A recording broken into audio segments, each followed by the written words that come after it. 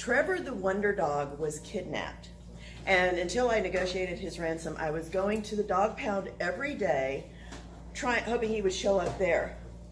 One day when I was there was this little tiny young, barely, I couldn't believe it was gone from its mother, Appaloosa colored ball of fluff with these eyes just looked straight into my soul. That little ball of fluff came home with me that day. That was Sadeke.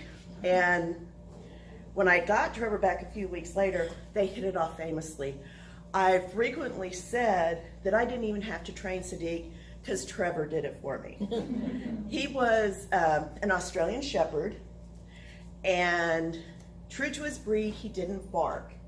He did sing to you. He was very, very vocal. He kind of did this yodeling thing. And depending on what he was trying to communicate to you, the tone and the pitch and the rhythm of it changed a lot.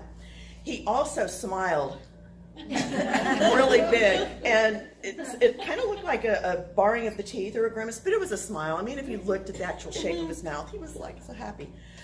Unlike the breed, Sid loved people. Aussies tend to be just their people and don't like anyone else. Sid loved everybody. And so when people came to the house, he greeted them, he sang to them, he smiled at them, he would follow them to wherever they were going in the house singing. And for people who were dog people, they were like, oh, this is a cool dog, and they'd love on him. For people who weren't dog people, it was very disconcerting to have this, kind of feral looking 65 pounds coming after you going, but he was very endearing to me, and he was lazy, which is another thing that Aussies tend to be really high energy dogs. He was so lazy that he sat down or he laid down to eat and drink. Like he would wrap his legs down the bowl. So we never thought of him as assertive, much less aggressive.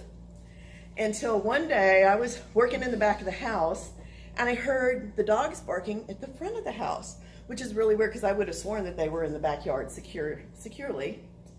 So I go out to the front porch, and Trevor is at the corner of the property, hackles up, teeth bared, ready to lunge at this man who's standing 3 feet away from him, chunking rocks.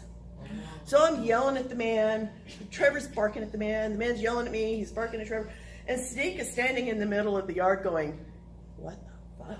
What am I supposed to do?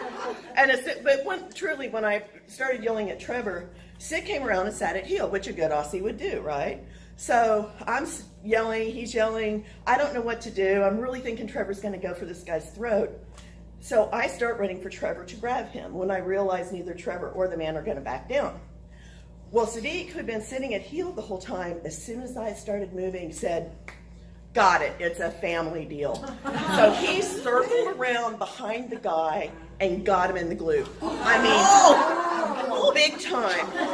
And I was like, I didn't really think he had actually bit the guy because he would do that to my husband. Anytime I was irritated with Phil, I would go stand next to him and go, Sid, help, help, help. And Sid would run up and just get, nip Phil a little bit. He'd just get his pants. He wouldn't hurt him or anything. And I thought he had done that to this guy. So the guy's, storming off. I'm holding Trevor back, and he's like, is that your dog? And I said, well, yeah. What is that? And I said, an Australian Shepherd. I go inside, and a couple hours later, I get this phone call from the dog pound, or the police, I think. Do you have an Australian Shepherd? Yes. Do you know he bit someone? I said, no, he didn't really bite someone. He said, well, he just left the hospital. Oh. He was definitely bitten. And I said, yes, he's had his shots. Of course, I'll pay for the hospital bill. Please don't quarantine him. He's a good dog. And everything was okay. The whole day went on, and about 6 o'clock, there's a knock at the door. And there's the man standing there. He said, is your husband home? And I said, no. He said, well, did you tell him what your dog did? And I said, no, it's my dog. I'm responsible. There's no reason to. So he said, well, your dog bit me. And he pulls his pants down on my front porch.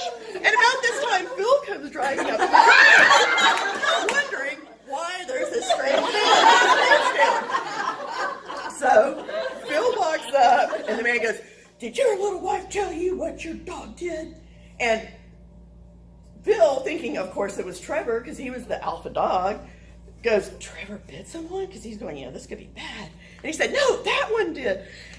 And Phil went, Sid bit someone? And he burst out laughing, which is not the response.